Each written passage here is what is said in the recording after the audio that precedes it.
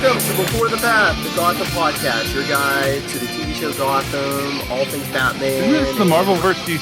Or we're kind of going way out here. We're doing a special, our Suicide Squad review. We've been doing these with Charlie and Lilith. Lilith couldn't make it tonight; she's stuck at work, but Charlie's here. Our Marvel point of view. We have someone just as sexy. Yes, everyone. I'm sorry. Zach's here too. And we got Tyler, Before the Bat Zone Tyler.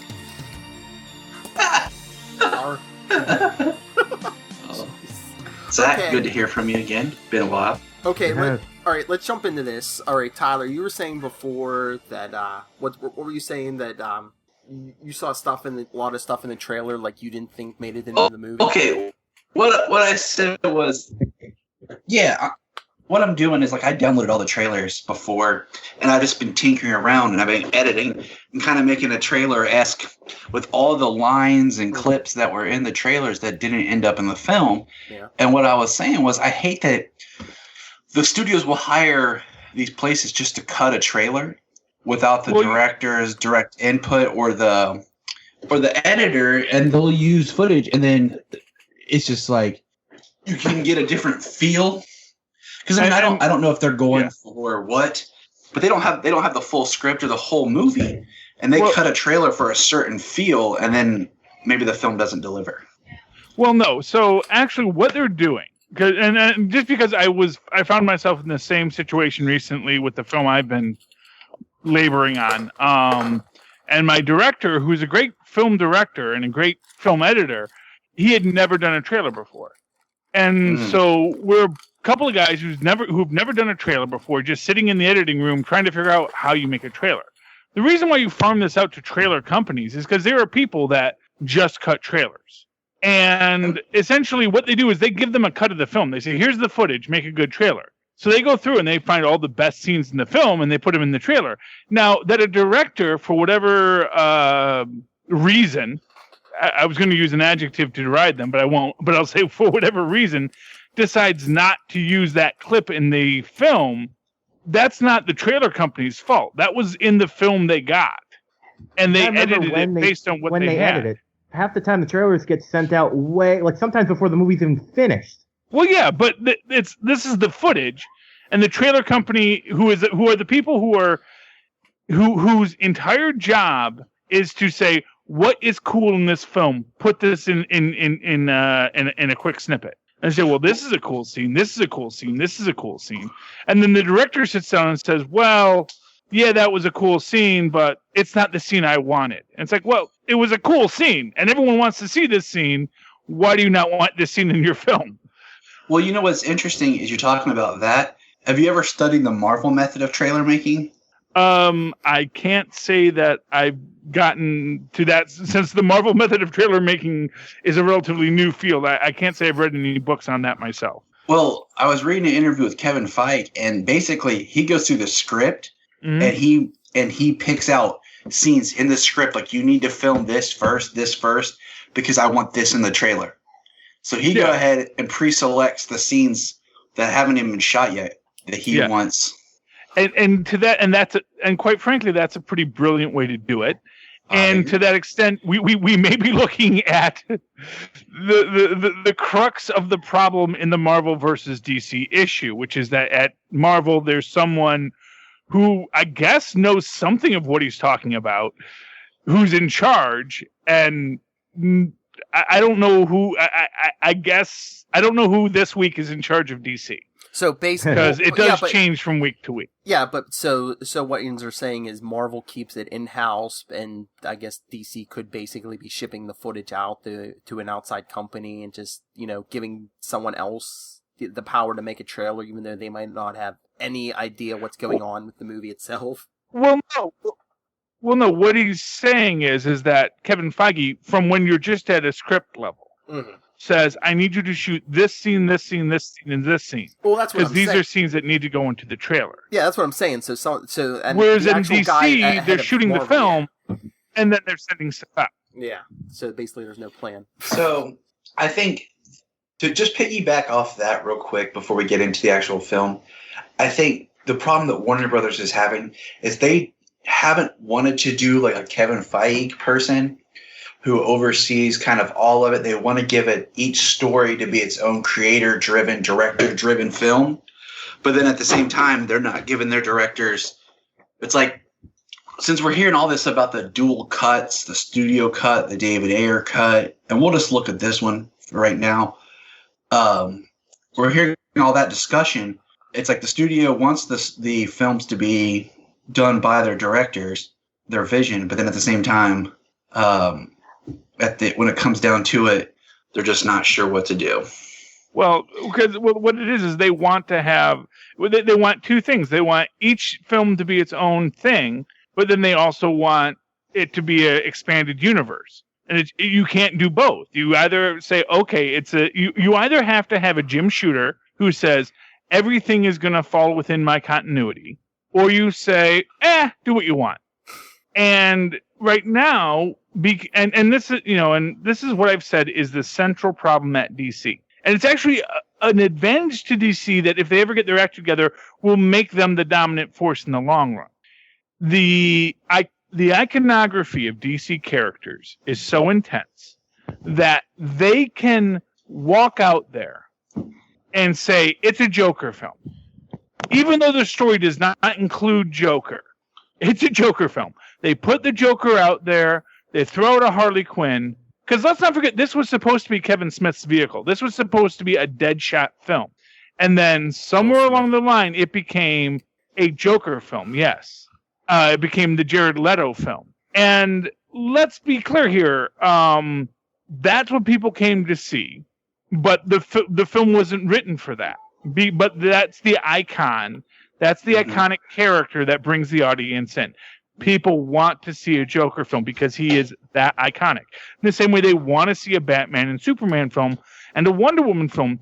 It doesn't matter how good the film is. There is such a passion and love for these icons, these characters who are far more iconic than anything Marvel has at their disposal. And so DC puts these characters out there, and they're going to make their money.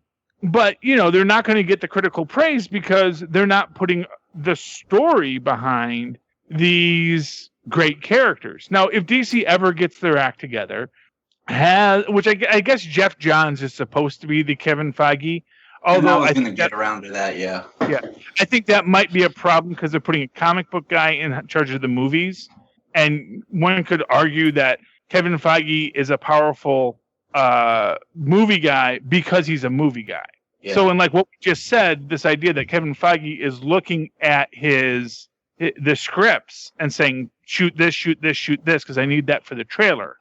That says this guy is thinking about this in terms of a movie, whereas Jeff Johns is probably going to think about it in terms of the comic book iconography, which will be good. And honestly, that may be where DC is lacking.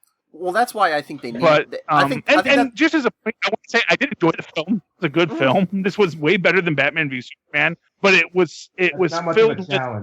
Yeah, you know what this film was? This was a film, and this is what I'll say because we have this critics versus fans conflict. And a fan goes to a film and says, "Well, this is a good film." A critic goes to this film and says, "This could have been such a better film."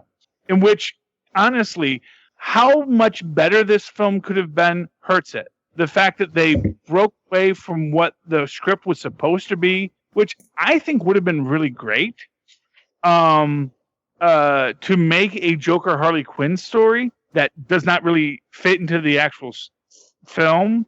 And then, of course, we have what the actual film was, which was basically a retrot of the Avengers. Literally a retrot of the Avengers. It was, extra-dimensional God comes to Earth, opens a portal to something to destroy everyone. Literally the exact same thing happens at this as happened in the Avengers.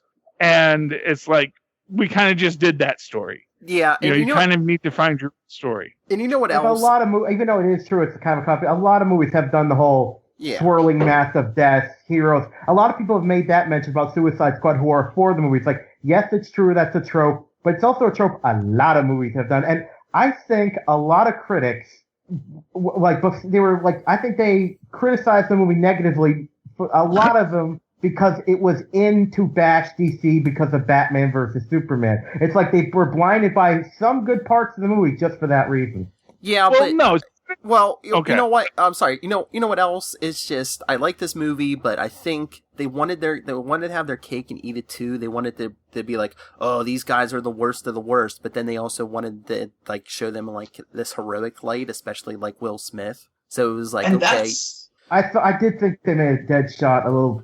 I mean, that's one I'm like, well, but I don't know. It's a tough. I think a lot of it's a tough thing that when you pick to do a movie about these are all villains, not damn one of them's a hero.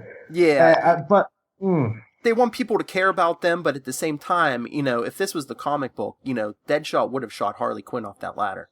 Well, actually, I do think Deadshot does have some rules on his assassination. He does. Deadshot's a lot. I think it's Deadshot and Deathstroke both have a. I mean, of course, they're still villains and they'll kill people, but they have they have a code that they go by. Other people might agree with it, but they still have it. He says he doesn't kill women and children, and Harley technically is a woman.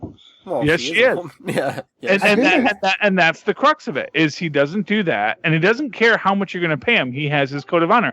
And that's what the story is. The story was supposed to be, here are villains, but each of them has rules. What this film was, this was the lawful evil characters of the DC universe.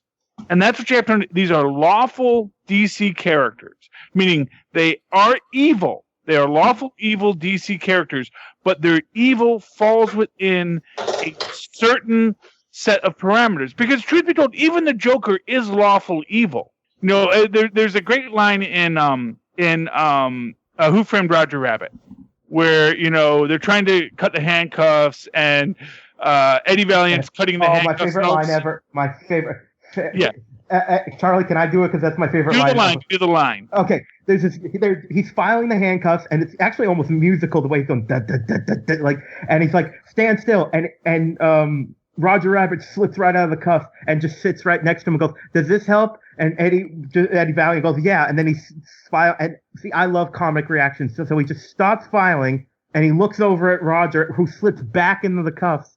And he goes, do you mean to tell me you could have slipped out of those cuffs? And they've been locked together for a good half day. And he's like, you could have slipped out of those cuffs at any time? And he goes, no, not at any time. Only when it was funny.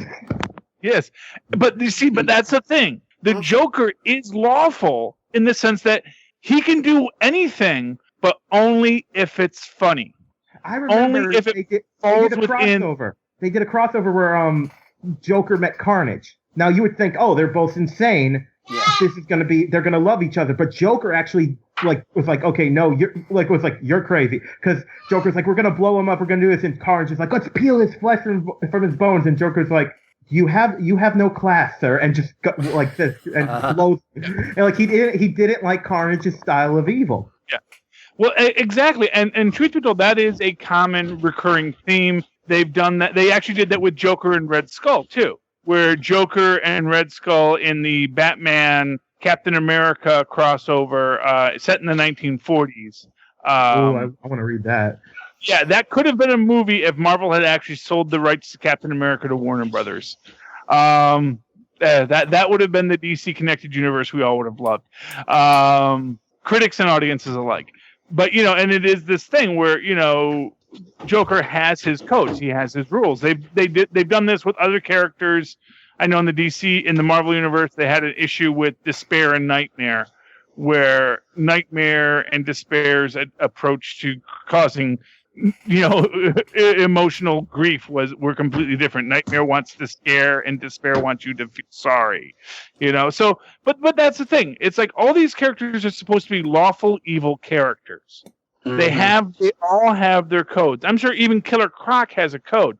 Killer Croc, who probably, this is what I'm going to say, that was like, for as little of Killer Croc as we got, I was sitting there saying, I want to see more Killer Croc in this thing. Can we just take a moment and say how amazing his makeup was? That actor, well, I think they made a good choice, because that actor, I'm familiar with some of his work, because he was actually, the thing, it's funny, he's done other stuff, but the thing, whenever I think of him, I think of Dead Space.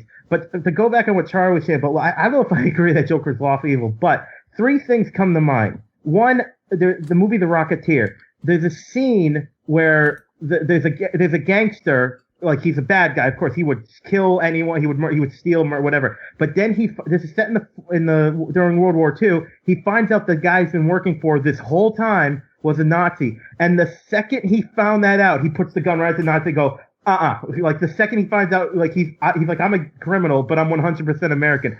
And I'd also think about two other things. I'm thinking of the Secret War with the Skrulls and Justice League Unlimited, the ending of the show. Both of them have something in common. Both of them had a larger evil visiting, and the villains were like some of the villains were like, okay, we're gonna go fight this guy, and the other villains were like, what were the villains? And in pretty much in both Justice League and the comic books of Secret War, they said the same thing. Yes, but if the Earth blows up, that's bad for us too. And so they fought the bad guys for that reason. Mm-hmm. Yeah, and this is and this is the thing. What this film should have been is using Deadshot as your human level character. And I think this is what the film was. I would love to see what the original script that they showed Will Smith was to get his, incredibly rich person in this film.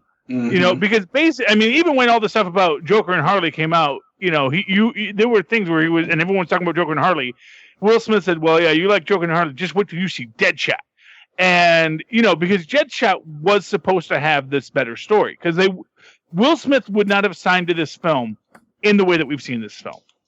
Will Smith signed to a film where he was the leader, the de facto criminal leader of the team, that he was a man with a code of ethics, that he was a criminal in a criminal world. And let's be honest here. This is a criminal world.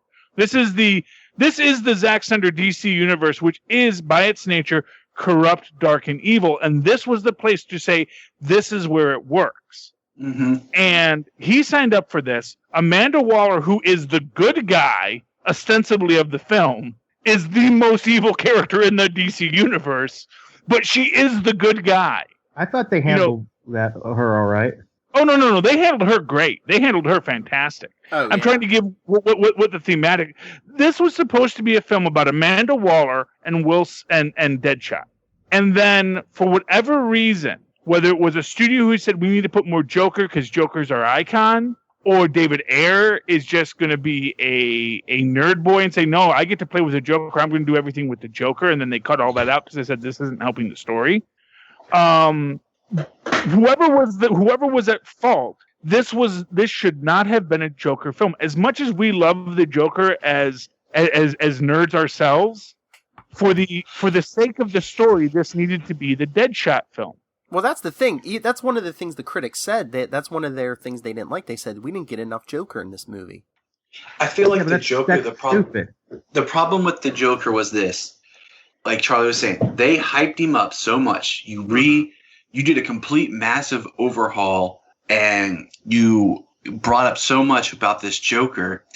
And had they said, all right, we're going to tease the Joker in Suicide Squad, but then next year we have a Joker and Harley film or whatever, I think people would be more accepting. But you have such a Oscar-winning actor going in depth to recreate and create this new persona of the Joker. And it's like we either needed more Joker or less Joker. Because the amount that we got was just enough to kind of make you like, I want more.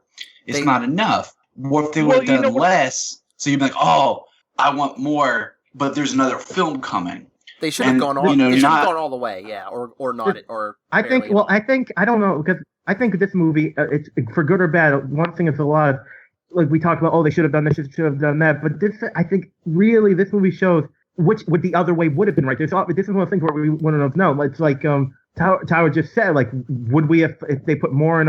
I think one thing we have to acknowledge: whenever you do an ensemble movie, it's really difficult because you got to give each character their time, and we got to remember it's hard to decide how much Joker to put in, because if Harley's one of the main characters, you have to have him at least mentioned or something at some point. I keep thinking of the old Catch-22 of that. I like, this is the Gotham podcast, and I think about how originally I was offered the Gotham podcast and I turned it down because the original script for Gotham was going to be Gordon fighting Gotham villain, Batman's out of town. And whenever you do a secondary character who's heavily connected to the main character, and you don't have the main character at all, that hurts the film. And it's the same thing with Joker. How much Joker should we have had? Because that's Harley Quinn. Yeah, but would it have been enough if they just would have showed the Joker in the beginning? Where Harley Quinn flashbacks, and then have the Joker show up at the end and break her out. Yes. So like I said, if you have that allusion to there's more to come, but they hyped up Jared Leto so much as the Joker, and then the fact that we see stuff in the trailer and we know they cut a lot of the Joker out, that's what makes everyone angry, is because we know there was more and you didn't give us, and you kind of sold us that the Joker was in this because, for lack of a better term, you didn't believe in the product you were making enough on the characters that you had, so you had to go for the big character. Well, to be fair, there are two reasons why Joker was cut. There are two very good and real reasons why Joker was cut.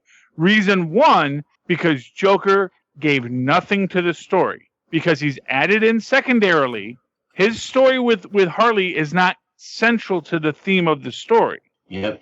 And Margot Robbie basically said that. It's like, look, yeah, there was a lot of Joker stuff, but it wasn't stuff that moved the story forward. It was just, me and Joker hanging out, and me and Joker basically beating on me every day. A lot of people are mad that wasn't in the movie. Well, but that's the point too. You couldn't have a real Joker Harley relationship in this film, and still maintain your PG-13. You couldn't have that Joker and that Harley in this film and be PG-13.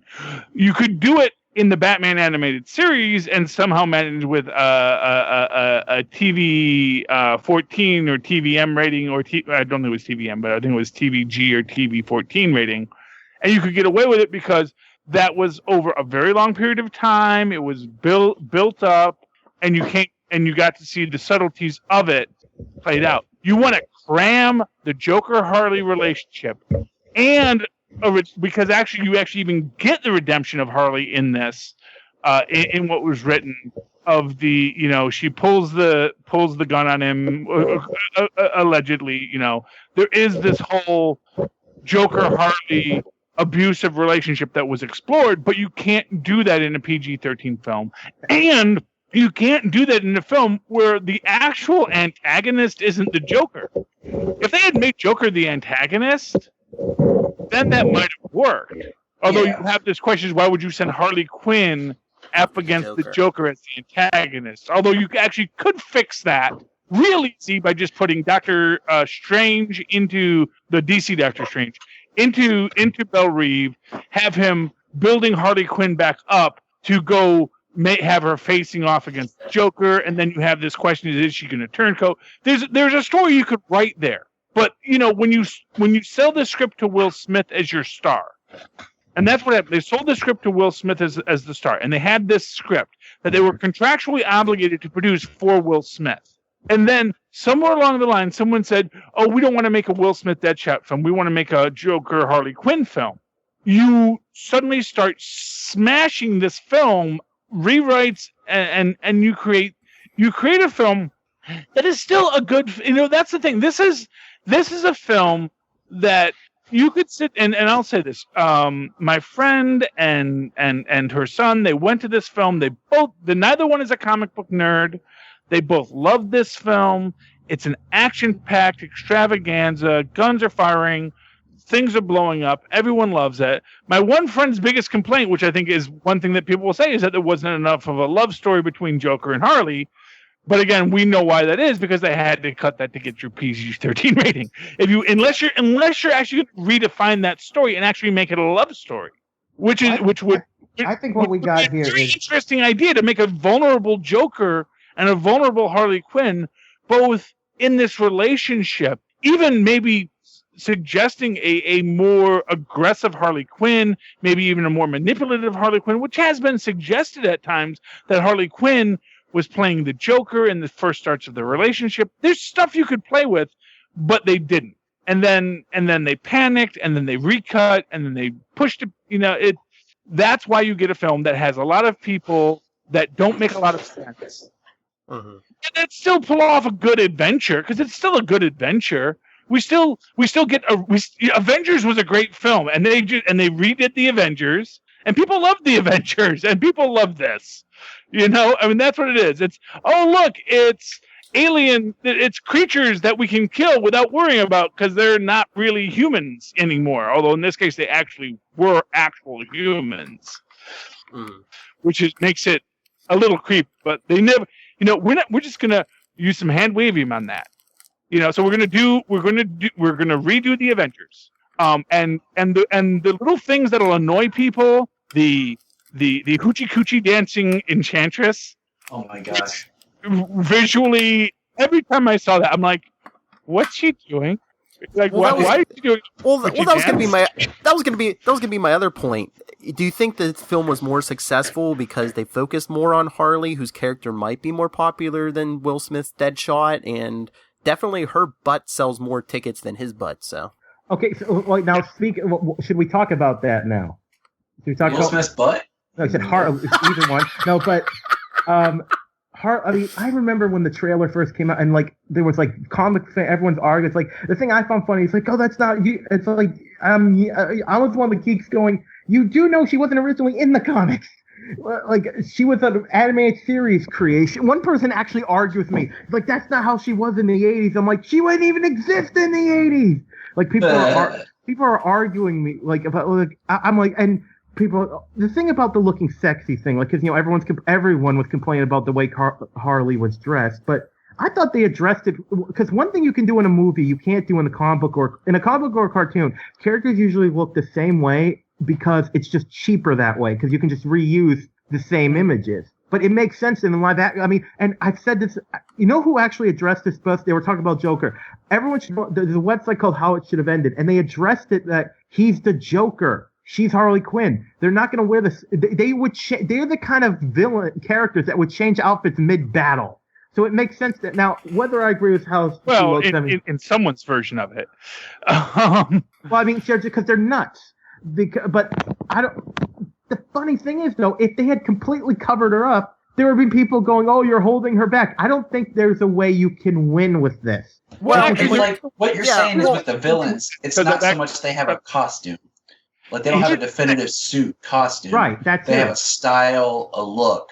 Well, no, actually, no. They do both. They're both comic book characters. They both have uniforms. As Captain America said in Avengers, you know, to Black Widow and Hawkeye, you know, do you have suits? Then suit up. You know, he's basically saying, you guys are superheroes, right? Put on whatever your battle togs are, because we're going to go to battle.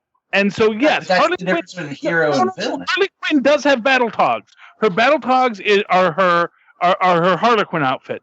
Joker has battle togs. He's always had battle togs. I didn't like Joe. I didn't mind his makeup. I thought his outfits, the weird pseudo gangster thing he was doing. Well, they were doing an updated version. They were doing like if basically they were doing if Joker was formed in the aughts and was a white boy who wanted to be a rapper. That was basically what they decided he would be. And Eminem Joker. Yeah, there was a perfectly legitimate interpretation of the Joker. But here's the thing about the Harley Quinn outfit and the sexy outfit. As that character was moved in the books from the Harley Quinn outfit to the sexy outfit, that coincided with her emancipation from Joker. Right. And it's this idea that the Joker, when he controls Harley Quinn, dresses her as a clown. When Harley Quinn establishes herself, she dresses sexually. Now, in this film, they completely undid that iconography by having her dress sexually pretty much from the start and only wearing the Harley Quinn outfit once which was awesome. To recreate the cover of her actual comic book introduction, DC Universe comic book introduction, which is nice. It was an Alex Ross cover. You never go wrong with Alex Ross covers. And you even had the Joker dressing nice for that. So you actually get one really good iconic Alex Ross scene there. And then this Joker and this Harley Quinn basically throw that away and become what they have them as. And I'm not going to argue whether or not it's good or bad for this character, because this is a different character than the ones we had in the comic book. And that's for me, I'm reserving judgment until they make the Joker Harley Quinn movie, because that's the thing. Yes, Harley Quinn's a main character, and yes, she's a member of the Squad, but this is not a Harley Quinn movie. It's a movie with Harley Quinn in it. I mean, but and some people complain about, well, they didn't really expand on like you said, because of a rating, but you can't. I mean, you can't expand too much on their relationship. A lot of people don't understand the Harley Quinn Joker relationship. Like, one thing I was so worried that like she wasn't going to be smart. I'm like, if they make her a bubblehead, that will ruin the whole character. That is the number one thing that people who don't understand Harley Quinn is she was the Joker psychiatrist. That means she went to college. That means she's intelligent. She kind of plays a bubblehead, but she knows in her head. Like someone made an interesting mention about her, and obviously if you're listening to this podcast, spoilers. But the scene when they decide, and this is something I was curious about to see when I saw the movies, like how are they going to get the villains to decide to fight the bad guy at the end? Because at the end they're like, screw it, I don't care, kill us, I don't care, I'm not fighting this thing. And Harley Quinn, half of them go off and fight because they figured what the hell. But then the last two guys, Harley Quinn being a psychiatrist, essentially questions their manhood because she knows that would work on those two. Mm-hmm. Well, there's a couple of times in the film that I feel like. One, when she looks at Deadshot and says textbook psychopath, and when she does the whole own it to El Diablo, I feel like they were trying to do something where she was going from being Harley back to Harleen. Mm-hmm. Because, like in some of the more recent comics in the New 52 they did, where Harley was almost like a voice in her head and Harleen was a voice in her head. And like she was slipping back into that. Well, that's what I was going to say, because Charlie was even, Zach was saying about how she went to college. Yeah, she's not stupid. I think it's just she has like the crazy rambling speech that, like they were trying to go almost for a Deadpool-esque vibe. I think it's not that she's dumb, it's just she's crazy. Well, here's the big thing, because that's the whole. People are like, if she's smart, why is she with the Joker? It's like people do not understand that. It's the whole fact that, I mean, it depends on what they do with Origin, but we've all probably, some of us have even been in such relationships. Like maybe we're intelligent people, but like we see these people who are with someone that they're so much better than, but the person is so controlling and manipulative, they keep them around. They control them. It's not about intelligence or like, it's just, I mean, I know so many people, it's like, why are you with them?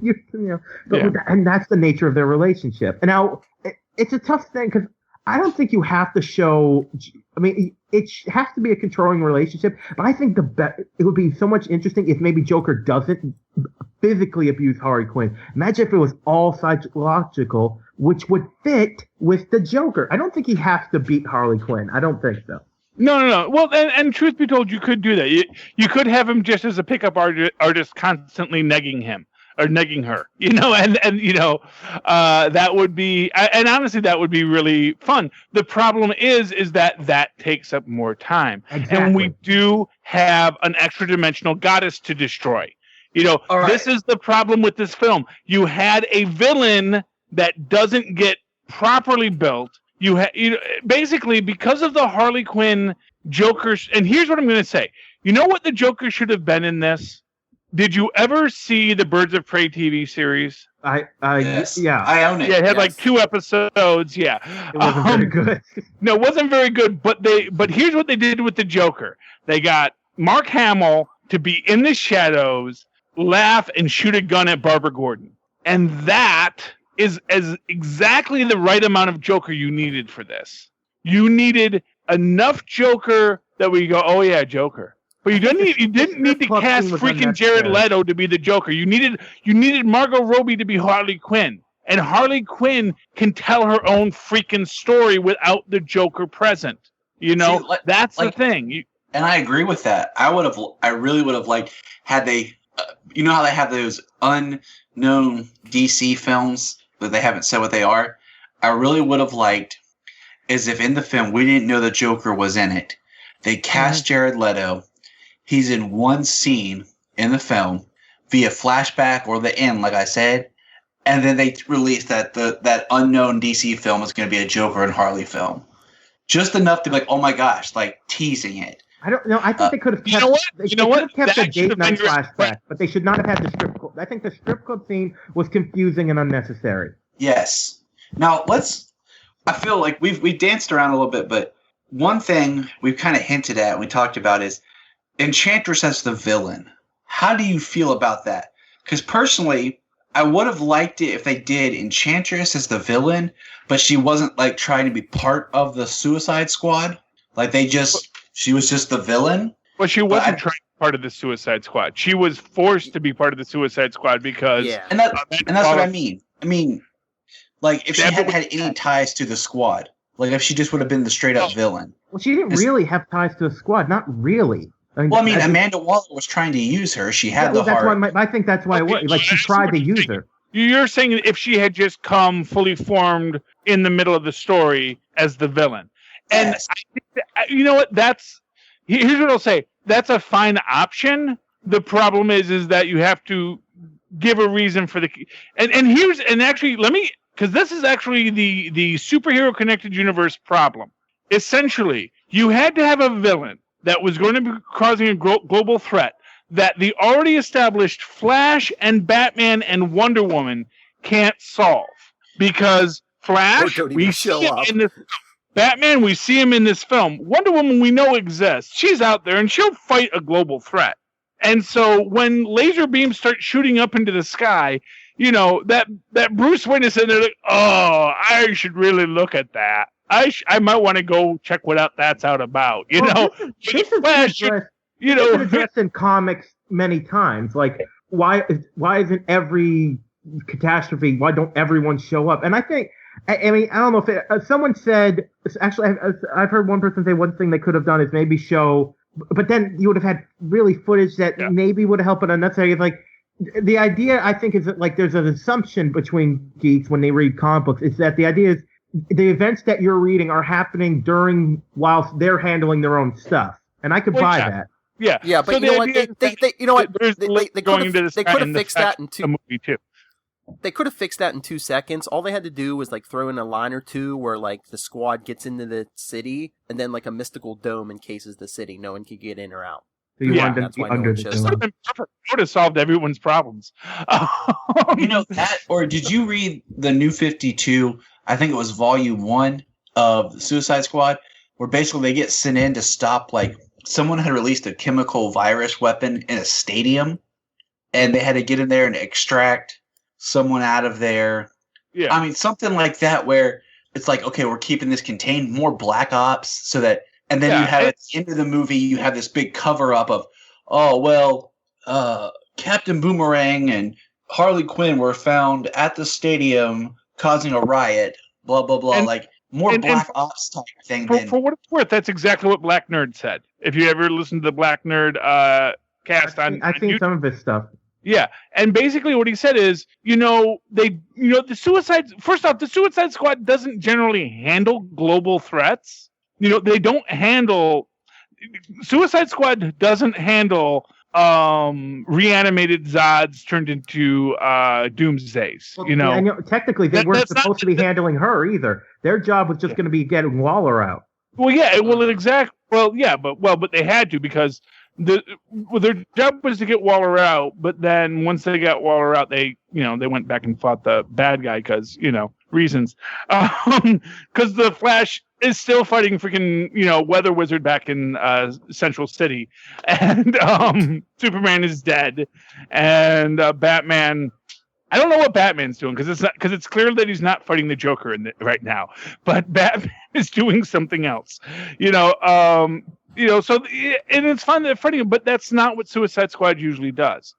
And for what it's worth, I am okay. I do want to make mention of this. And I want to see what you guys... So we're 4 white dudes.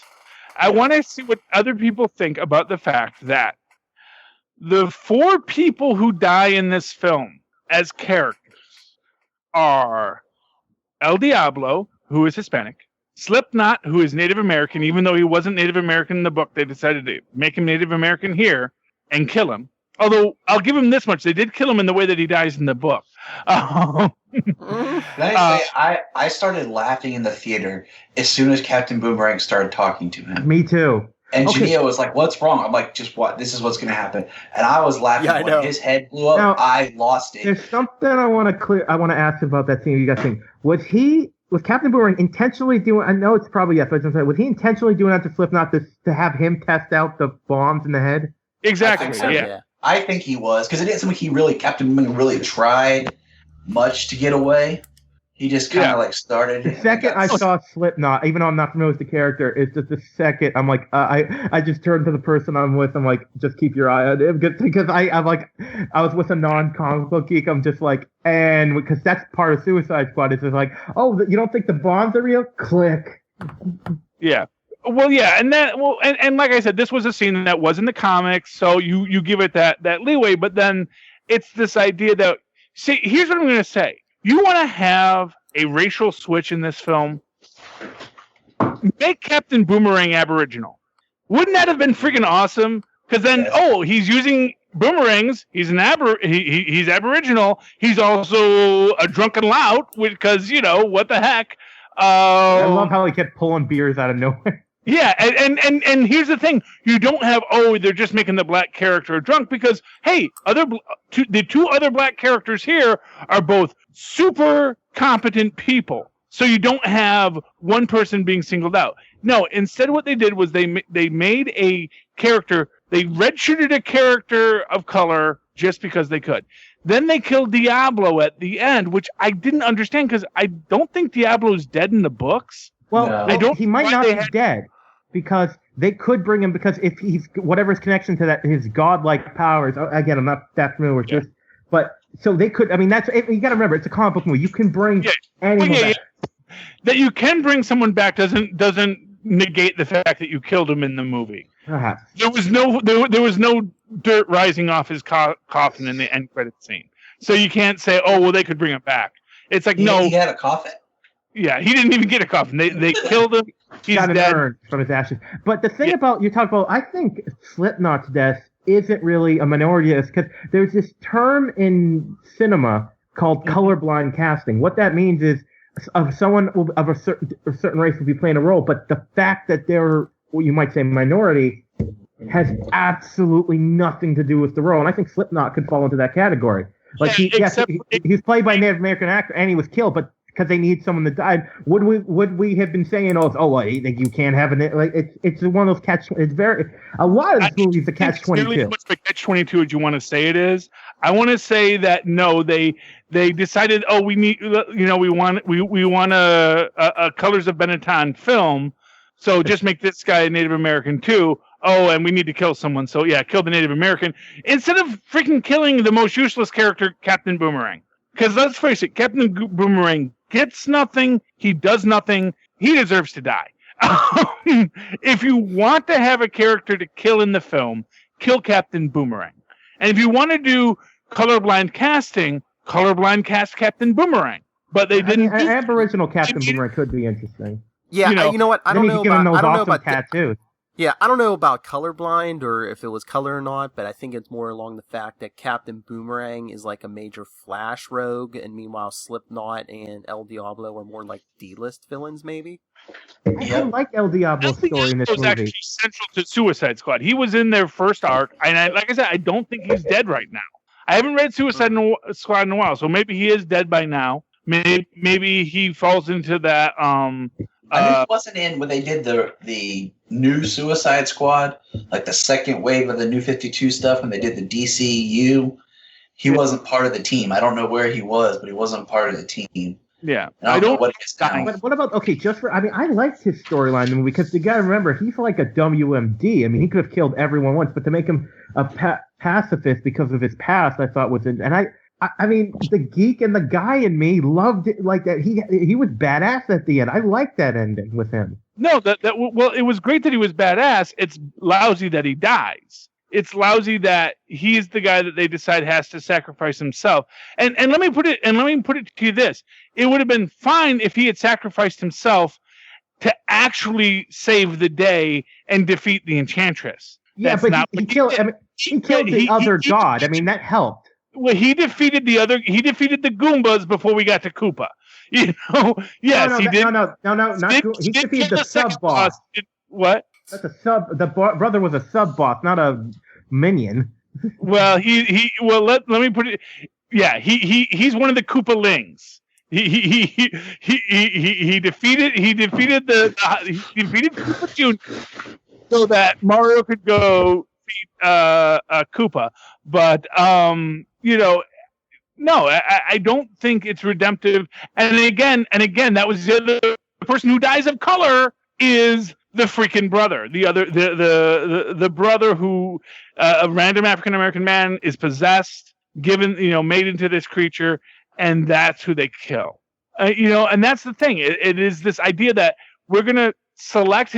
We're gonna give our cast diversity with these extra with these extra characters of color. And when you talk about colorblind casting, well then great, let's cast the white people in those roles. If you want to say, and this is a film that is diverse. You do have Will Smith, you do have Amanda Waller, who is black in the comic books too. I wish she was fat, but that's my own thing. I have more of a problem with Amanda Waller not being fat on Arrow than I do with Viola Davis, because her acting brings it. No, can we talk about Katana? Talking about female Japanese who barely got anything to do in the movie. Yes. Well, again, how do you handle this many characters? So yeah. No, it is a lot. There's a lot of white male unawareness in this film, and they made Rick Flag black too. You could. They wanted to switch. That's the thing. None of these characters. Here's the truth of it. You could have cast Will Smith as the Joker. You never think about that, but you could cast an African American actor as the Joker. His skin is white because he fell into a vat of chemicals. You could cast. Can we talk about that? Harley and the Joker's, was it? Well, that too. But looking at the Joker, was it only his face bleached? Because I swear his hands looked like they were, normal skin. There's certain scenes where his whole body looked white, and there's some. I know exactly what you're talking about, Phil. Where like his face looks really white, but like his hands and stuff look normal. I think it was more of a makeup error, because there's like production photos where it shows him like with his shirt off and everything, and like I got the book from the library, like all the behind the scenes art. I'd have to watch the movie again. And I know what you're saying, because there's a couple scenes in the movie where I'm like, the way, like for instance, the club scene, the lighting in there really didn't do him very well. Yeah. Because it makes him look more just white with the green and the lipstick like highlighted. Yeah. It almost looks like his face was running. Yeah. They had the same problem on the Incredible Hulk TV series, where the green makeup would wear off Lou Ferrigno. But that was a TV series in 1978. This is a major blockbuster film in 2016, and no one thought to really, double check who's doing the makeup. And this is the thing I really feel about these films. I feel that there are people who say it's good enough, don't worry about it. Yeah. And they're not wrong. Well, we're still reeling for Batman versus Superman. It is good enough, don't worry about it. It makes its money back.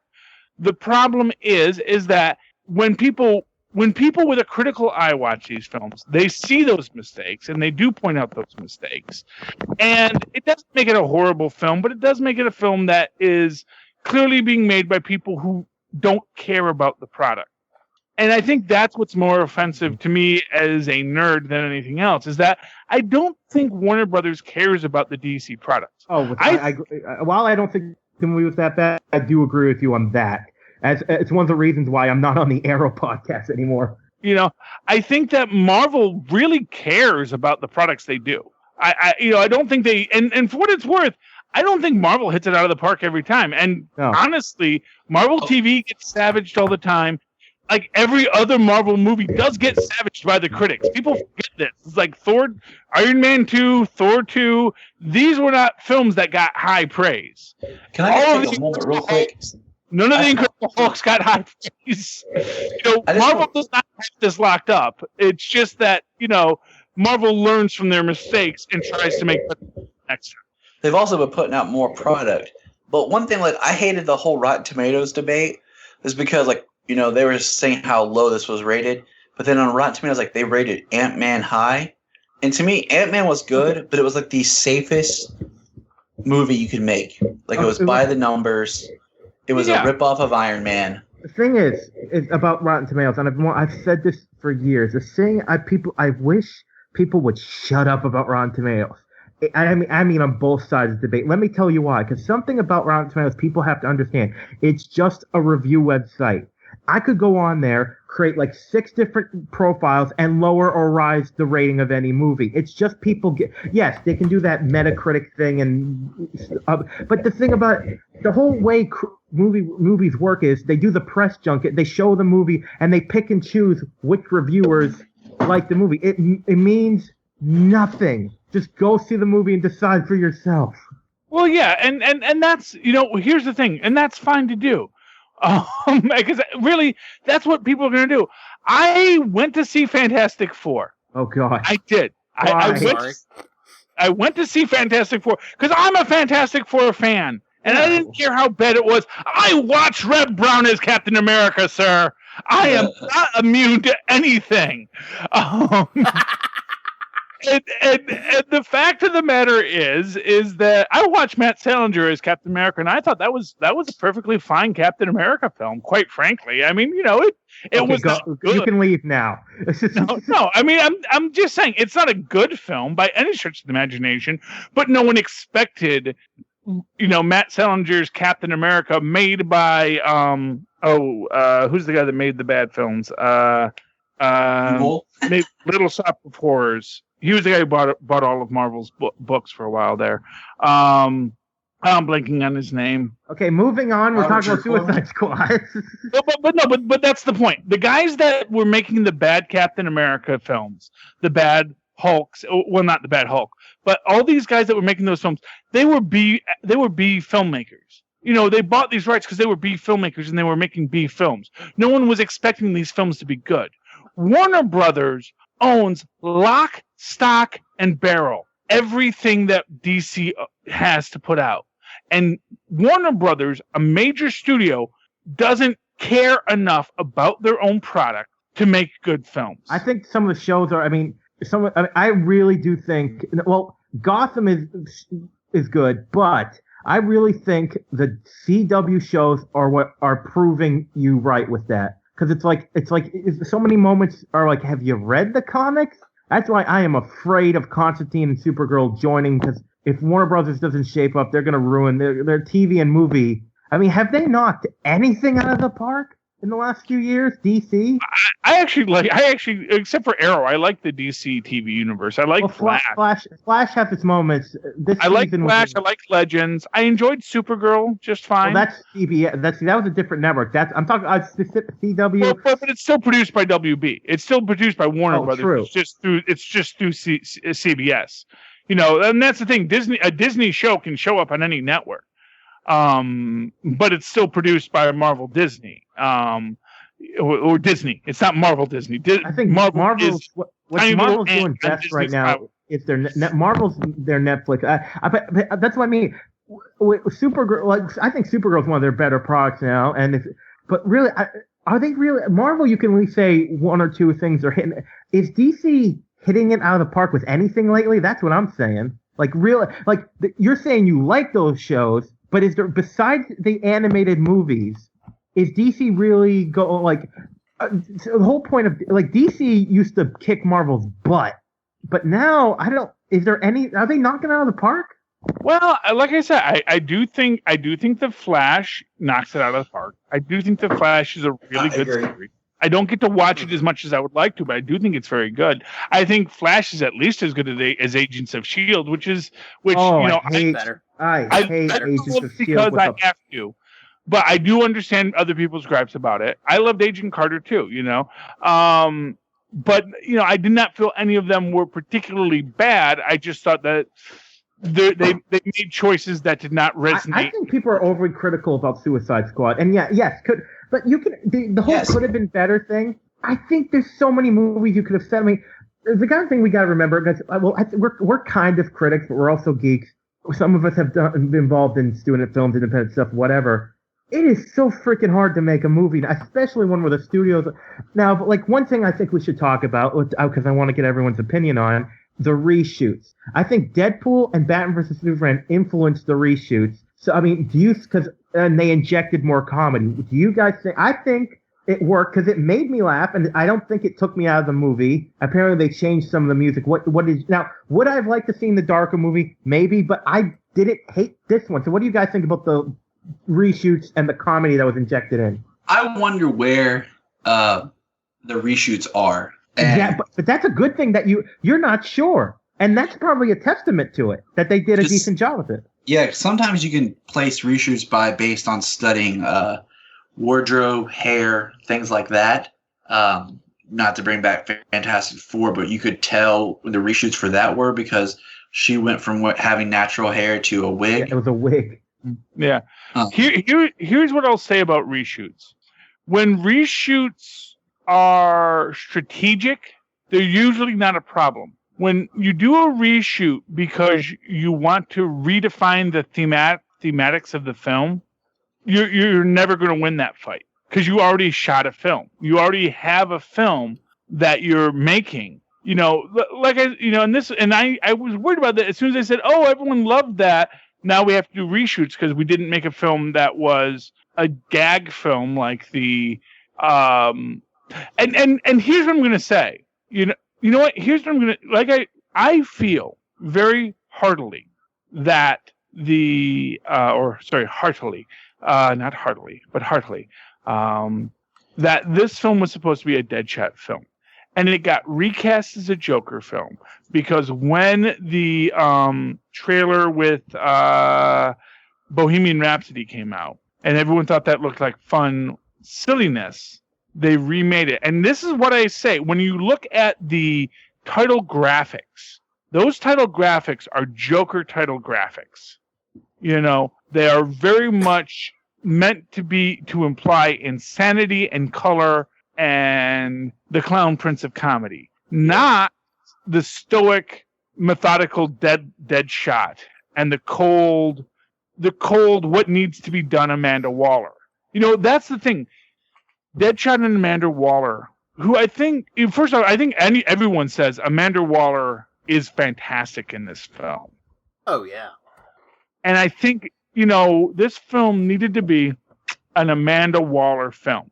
And Suicide Squad, I think that's the thing you have. And maybe even you give Amanda Waller the arc, that she's the one who says, okay, 10 years off your sentences. And of course, Captain Boomerang says, 10 years off of my 3 life sentences.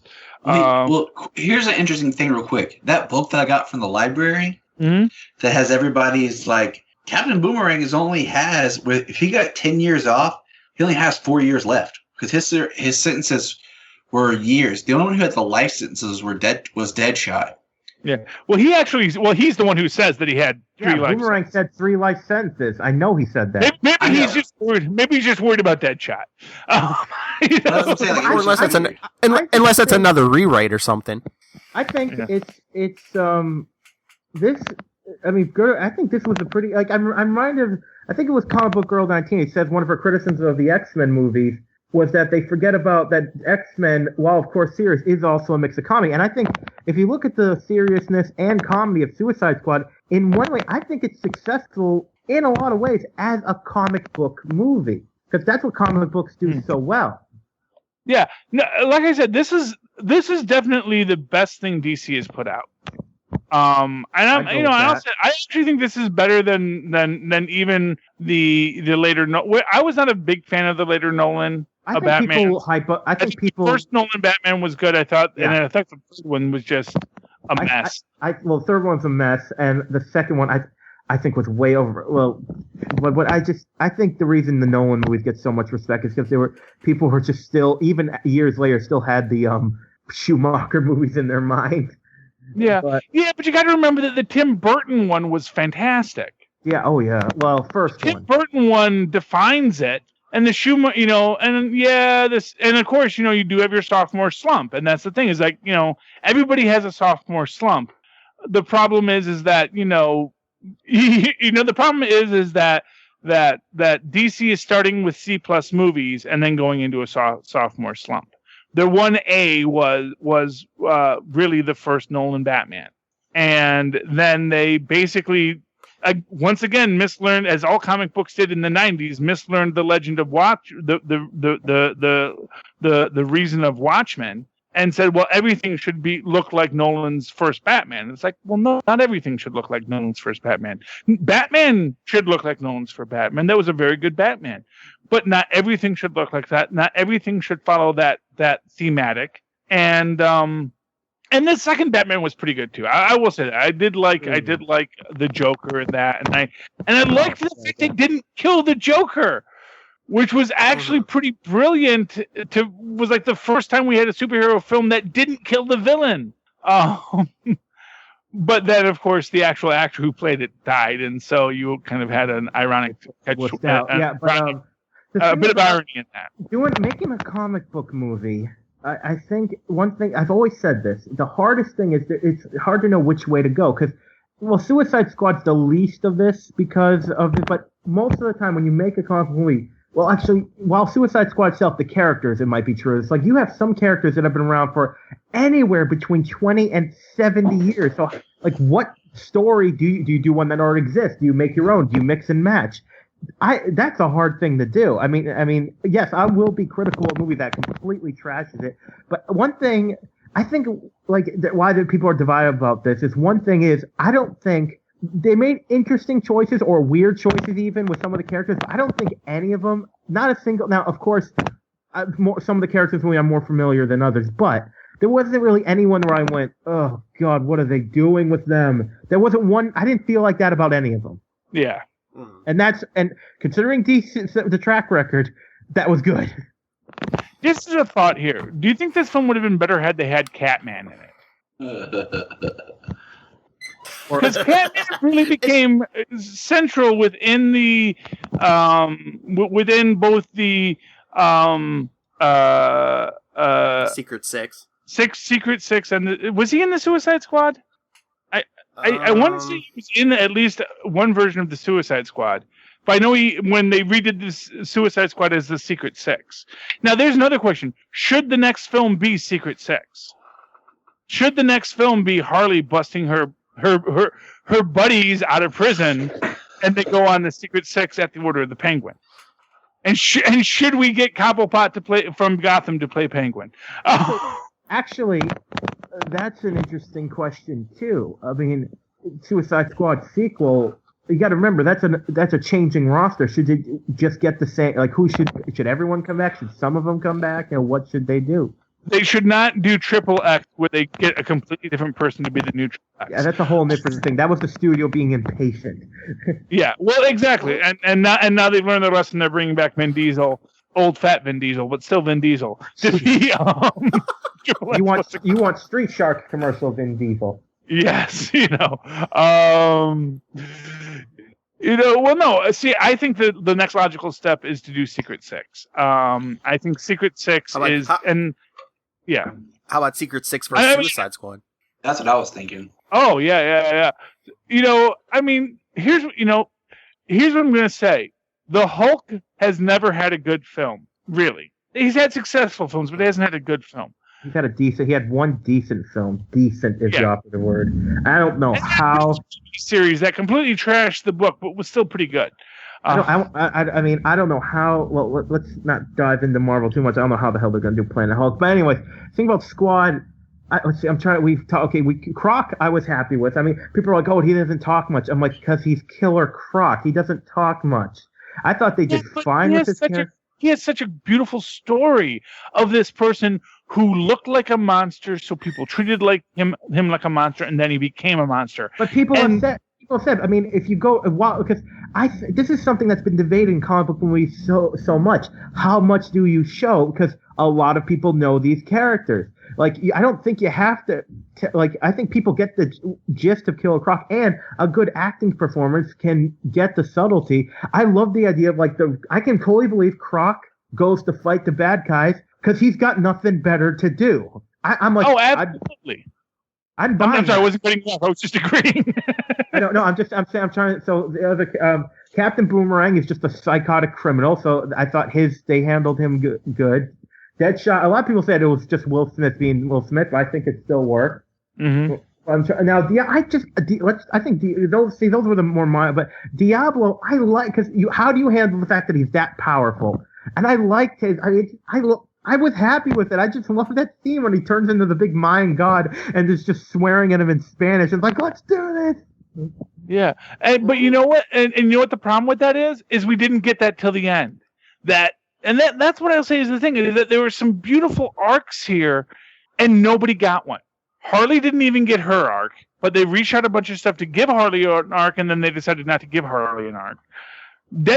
I think she can only get an arc in her own movie, but like I said, I'm reserving judgment till I see her standalone. Well, yeah, but you know, and we'll see what the Hulk standalone looks like. You know, I mean, that's the thing of it, is I don't know if Harley, and not for nothing, we're going to see what Black Widow's standalone looks like. You know, not for nothing, I don't think Harley gets a standalone. I think the best that any of these actors are going to get is another Suicide Squad. And I hope the next one gives us some more depth in these characters, because I think that everybody had depth, but they didn't explore anyone. And I think that's because someone decided that they wanted to do more Joker stuff, and then they didn't use it. I think they used their budget shooting Joker stuff that they then didn't use. And in its own way, even though this film is 1,000 times better than Fantastic Four, I think this has that parallel where someone decided, whether it was the director or whether it was the studio, to change what this film should be about. And then somewhere along the line, someone said, that's not what this film is about. Let's get back to making this film. But by that point, they were over. They had blown their budget. They just had to piece together what they had, and they pieced together a good film. They pieced together a film that you can sit and watch and eat popcorn to, and laugh at a lot of scenes, and enjoy a lot of scenes, and be scared of a lot of scenes. You know, I mean, some of the characters do have really boring powers. And that was like my biggest complaint about Deadshot, is when they give him the guns, he's like shooting stationary targets. It's like, yes, you can shoot stationary targets very well, Mr. Deadshot. You know, it's like, yes. Deadshot is a guy who can be hanging by, you know, a trapeze wire, you know, 500 feet up, do a backflip, you know, shoot from behind, ricochet off of a mirror, and shoot someone in the head. You know, I was kind of mad that the warden didn't get, or the head guard, wherever he was, didn't get killed by the end of the movie. Yeah. Yeah. Shoot the pipe and win the prize. You know? I heard rumors after Deadpool that they were going to reshoot this to make it rated R, but I guess that wasn't true. I mean, it's funny because something I was going to mention earlier. It's like you were saying about usually a movie is hurt when they do the reshoots. There is actually one example of a movie that was better after they did the reshoot. There's a movie Mel Gibson. It's one of my favorite movies he did called Payback. Oh yeah. And I didn't find out till I've watched it so many times because it's such a good movie. It's actually a good. The catchphrase was "root for the bad guy" because that's actually. Now that I realize that's what I'm saying, it could be a good parallel squad because the main character is a crook, someone who's probably killed people, doesn't care. But he does have a code. That's the whole point of the movie. He's only doing this because he could go after more money, but he just wants the money owed to him. So it's that kind of law. It's kind of like an unlawful good thing. But my point is, in the original cut, and I didn't even know this till years later, the director's cut, it was terrible. Like, it was so bad. They're like, no, they added an act. They changed the villain. They changed the whole ending is completely different, and it was better for it. I think, like you said, this is good. I mean, I'm probably going to buy this movie when it comes out. That's how much I enjoyed it. I mean, it really depends who gets. Warner Brothers needs to get their stuff together. That's the problem. Yeah. When you talk about reshoots, so as an example, there was a lot of talk about Rogue One getting reshoots. Now, I don't worry about Rogue One getting reshoots because it's a Disney property. And I think that if Disney, and this may just be my bias, but, you know, because Disney has put out pretty solid products, and because Disney's business model is based off of icons that they then later market. You know, I mean, and that I think is one of the problems with Warner's, is I think Warner's business model is actually making movies, which kind of sounds ironic that's their problem. Their business model is, how do we make a movie that makes money? Marvel and Disney's, and again, Marvel. Disney's product isn't movies. Disney's product is everything that the movies sell. Yeah. So when they look at a character, they're not looking at, well, how do we make this character have a big movie? They're saying, how do we make people want to see this character and wear their T-shirt?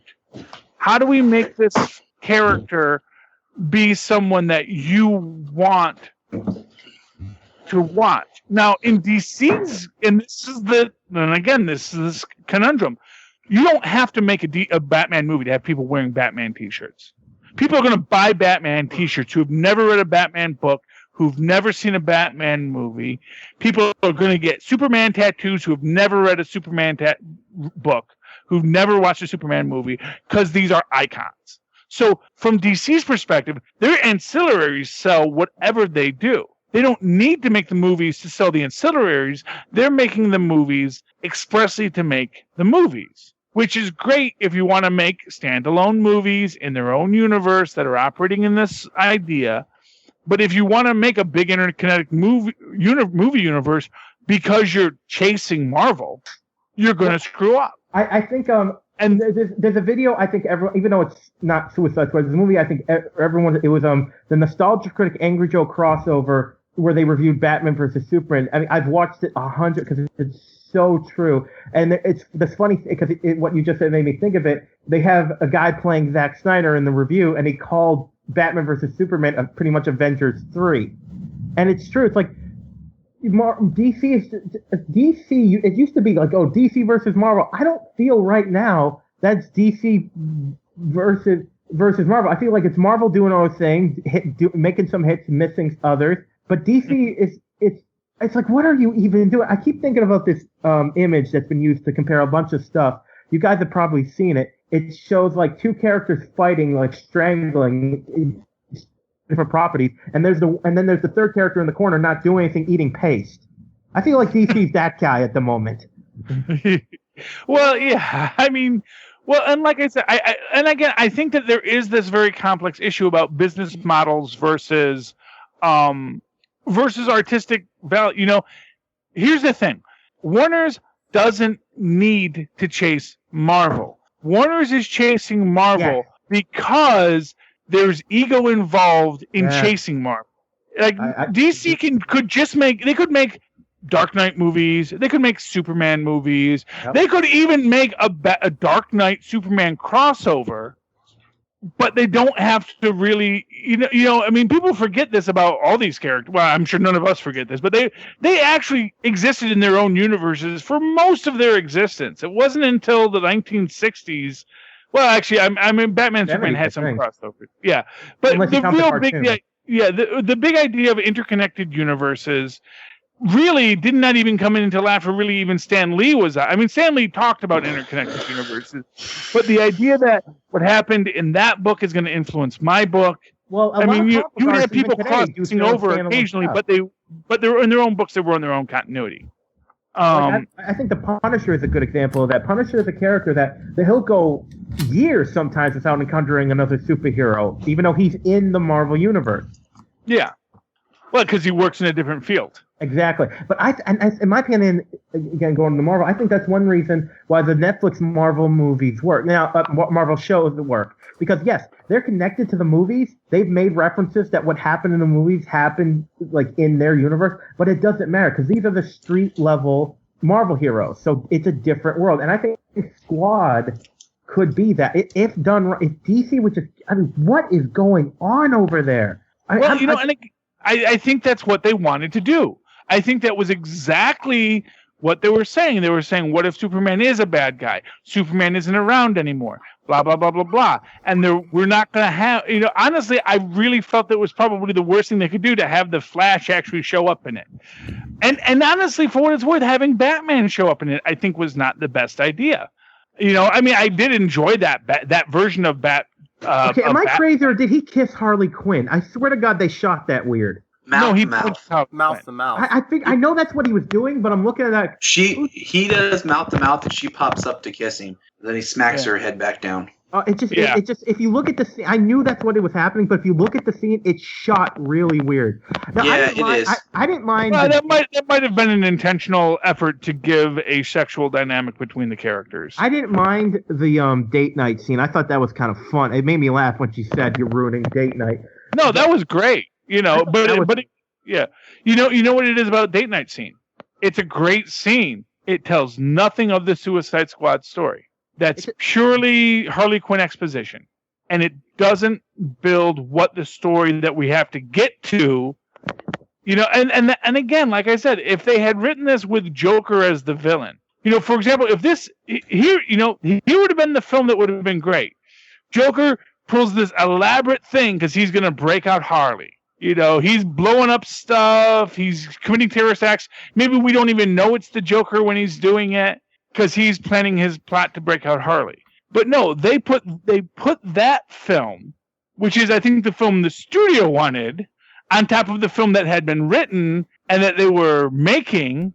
I don't know which film David Ayer was trying to create. I think David Ayer probably liked the idea of the Joker film, but he was working with the script he had because, you know, I remember somebody who had passed on the X-Men films. I think it was X2. And I was asking, why did you pass? And he says, well, you know, to be honest with you, when you're working in these big budget films, as a director, you don't get to do very much because everything is already set up by the time you show up on set. You know, all the CGI has been rendered, all the, you know, basically everyone knows what's going to happen, and you're just sort of there. You're sort of the conductor on the train. You're not building the track.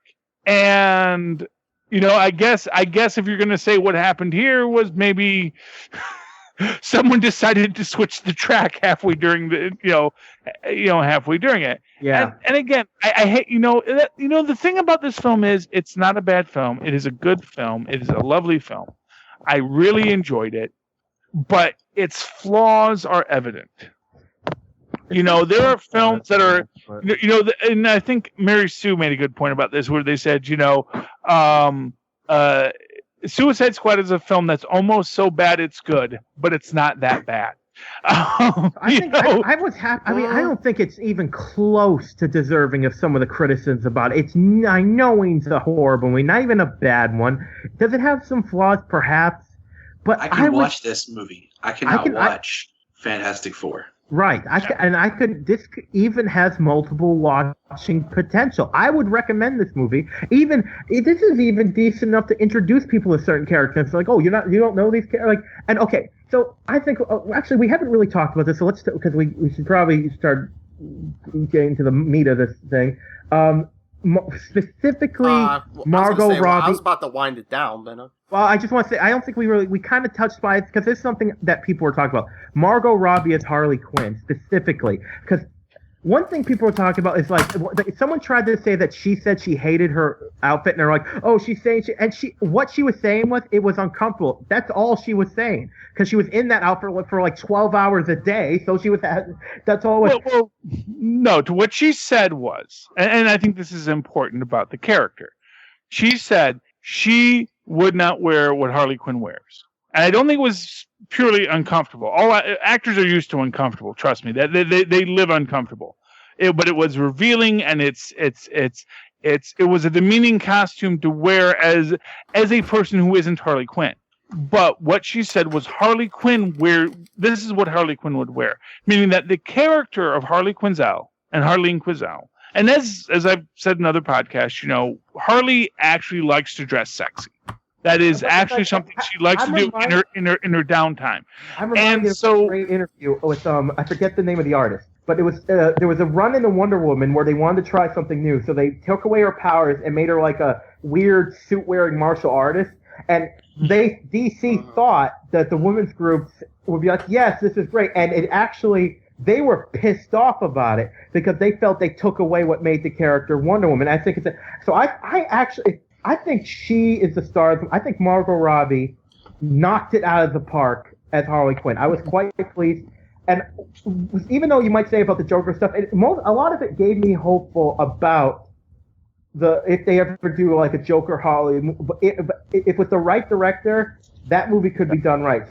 So I think we should do. But you see what you're doing here. You see what you're doing here. You're saying, I have hope that a good film will someday come out of this. No, and that is what I just want to say this as a Marvel fan who lived through the 80s, who, as I said, saw every Lou Ferrigno, every Red Brown, and I can't even tell you who played Daredevil and Thor in those TV movies. That is what we said. And at the end of the day, yes, there was potential in all of this. What the criticism isn't that there wasn't potential. It was that there was potential that wasn't explored. And that's what it is. That is what the entire controversy is. Not that there wasn't stuff that was great about this film. There was stuff that was great about this film. But when you look at what this film could have been, what this film should have been, what DC and Warner Brothers should be making, given that they have iconic characters with whom they can take risks because we're going to show up anyway, and then they really either completely ignore the character or play it safe, which I think was what happened with Suicide Squad. I think with Suicide Squad, it's the exact opposite problem of Man of Steel, which is Man of Steel took risks on the character, and you can say yes or no. Guys, we have to wrap this up. Yeah, soon. let's final thoughts. Everyone give their final thoughts on the movie. Tyler, what's your final thoughts on the movie? My final thoughts is I like it. It's enjoyable. It's not as bad as people are saying. It's not really bad at all. I mean, we've covered that it could be better. There's things that could be done differently, but you're going to walk away enjoying it and having a good time. I mean, all movies, and I think the problem is when it comes from a product like we talked about, 70 years of comics, characters, there's always other ideas that you think of personally or wish you would have seen or done, especially when you're a comic person or a movie person. And that's okay. It's a property that has that, back catalog, especially when you're really passionate about the cat. But like anything, I don't really listen to critics on things that I love, like comic book films or things like that. I enjoy it and go for myself to find out. And that's what I think people should do. Phil? I enjoyed the movie. It had its problems, but I think DC can work out some of the bugs and give us better movies. I think Justice League and Wonder Woman look like they're getting on the right track. I don't know if they're all the way there, but they're getting there. So that's my thought. My final thought is, to quote Zoidberg, it's bad and you should feel bad. No, it was a fine film, but it just reminds you what DC does wrong and makes you say, oh, they're going to screw up Wonder Woman and Justice League 2, aren't they? Because they haven't yet figured out what they're doing wrong. And because they're not learning from their mistakes, they're repeating the same mistakes over and over. And honestly, I know I'm the Marvel guy here, and so you can say, oh, well, he's just a Marvel fanboy. But you know what? The whole point of criticism is to tell you what you're doing wrong, and if you're just going to dismiss it, the fact of the matter is you don't need the criticism anyway, so why'd you ask? It's a good film. It's a decent film. It's a better film than they've done so far, but they also undermined themselves when they made it. And I really have hopes for Wonder Woman, but I know from the trailer that that's going to be awful. And as much as I want it to be good, because I can see all the mistakes they're making right in that trailer, from Etta Candy's subservient stance to Steve Trevor, to the fact that Amazonians all have different accents, because sure, little things like that are what pull you out of a movie and what make a movie bad. And if you don't have care enough to say, how do we make our film consistent, you're going to make a bad film. People are still going to go see Wonder Woman. It's an icon. People love icons. It's going to make $100, $200 million. And if that's all you care about, then that's fine. But if you want someone to say it's a good film, no, they're not going to say that, because they didn't care enough to make a good film. And they didn't care enough about Suicide Squad, which could have been a fantastic film, to make a great film.